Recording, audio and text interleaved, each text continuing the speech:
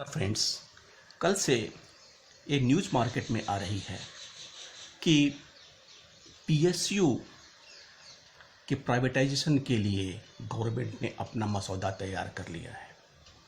Government ने PSU के privatisation के लिए अपने डॉक्यूमेंट्स तैयार कर लिए हैं और ये डॉक्यूमेंट्स जल्द ही कैबिनेट के अप्रूवल के लिए जाएगा और कैबिनेट के अप्रूवल होने के पश्चात प्राइवेटाइजेशन ड्राइव का काम जोरों से शुरू हो जाएगा।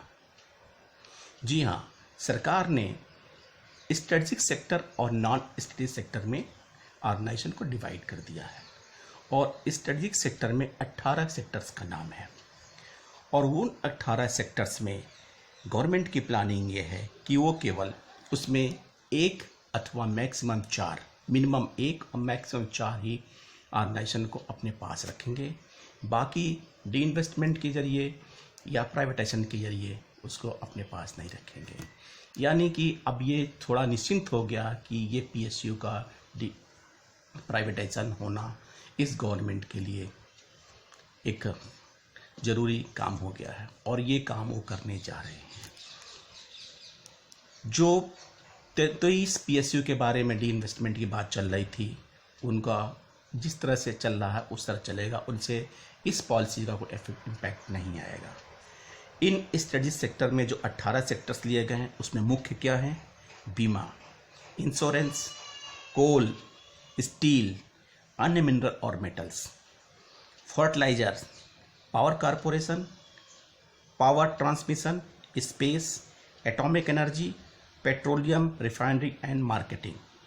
इसके अलावा defence equipment, ship building, crude oil and gas, telecommunication और आईटी, और 16वां आपका है एयरपोर्ट, हाईवे, गैस ट्रांसमिशन और लॉजिस्टिक्स, स्ट्रेटजिक सेक्टर से जुड़ी कंसल्टेंसी या कंस्ट्रक्शन कंपनियां, और 18वां infra, export credit guarantee, energy, housing को फाइनेंस देने वाली कंपनियां।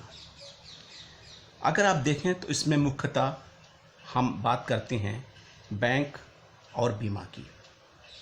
जी हाँ, कंसोलिडेशन के बाद अब हमारे पास केवल 12 बैंक्स रह गए हैं, जिसमें से अभी 6 मर्जर होने के लिए बाकी थी।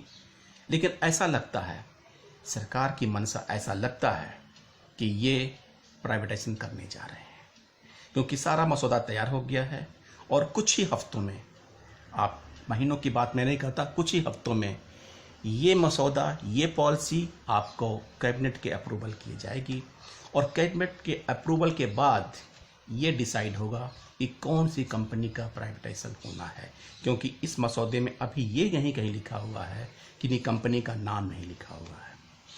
हम बात करते हैं बैंक की।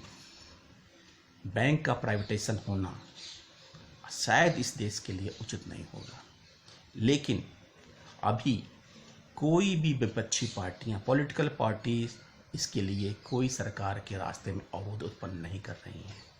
किसी का कोई आपत्ति नहीं आ रहा है। बैंक्स की यूनियन अपने आप में ही सोए हैं, उन्हें कोई मतलब नहीं है। लेकिन अगर सब लोग शांत रहेंगे तो निश्चित रूप से गवर्नमेंट बैंक को प्राइवेटाइजेशन करने में नहीं हिचकेगी, क्योंकि लक्ष्य साफ है। इंश्योरेंस में भी कंपनी चाहती है, जो स्टडी सेक्टर में है उसमें मिनिमम 1 मैक्सिमम 4। हाँ, ये सेल की प्रक्रिया या इन्वेस्टमेंट की प्रक्रिया कैसी होगी, इस बात पे डिपेंड करेगा कि जो ऑर्गेनाइजेशन को सेल करना है या स्टेक कम करना है उसकी वित्तीय हालत क्या है, मार्केट में सेल प्राइस क्या लगेगी। ये सब बातों को ध्यान रखने के बाद ही इनको सेल किया जाएगा अथवा प्राइवेटाइज किया जाएगा। लेकिन अब गवर्नमेंट की मंशा एकदम क्लियर हो गई है कि ये मसौदा तैयार होने के बाद ये पीएसयू के प्राइवेटाइजेशन करने में नहीं रुकेंगे। नंबर 1, नॉन स्टडी सेक्टर में जो भी आते हैं, जो इनसे बचते हैं, वो नॉन स्टडी उसमें आते हैं सेक्टर में, उनका तो प्राइवेटाइजेशन होना एकदम निश्चित हो गया है। तो आप सिवा इसके कि कुछ कर नहीं सकते, लेकिन जिनको करना है वो साइलेंट बैठे हैं।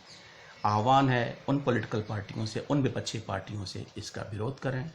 आह्वान है बैंक और बीमा के उन नेताओं को जो इसके लिए सरकार को मनाने की कोशिश करें, उन्हें समझाने की कोशिश करें। नहीं तो निश्चित रूप से हमारा बैंक, हमारा बीमा सेक्टर प्राइवेटाइज हो जाएगा। हो सकता है कि कुछ दिन टाइम लगे, 1 महीना 2 महीना, लेकिन जिस हिसाब से गवर्नमेंट की तैयारियां चल रही हैं, गवर्नमेंट के पॉलिसी ड्राफ्ट तैयार हो गए हैं और कैबिनेट के अप्रूवल के लिए रखे जाने हैं, उस हिसाब से तो ऐसा लगता है कि ये प्राइवेटाइजेशन मेगा ड्राइव जल्द ही शुरू हो जाएगा और जल्द ही इस पर क्रियान्वयन सुनिश्चित की जाएगी। थैंक यू फ्रेंड्स, आपने मेरा पिछला वीडियो बहुत लाइक किया और सब्सक्राइब किया और प्रतिक्रिया व्यक्त की। आप अपनी प्रतिक्रियाएं ऐसे व्यक्त करते रहें। Thank you.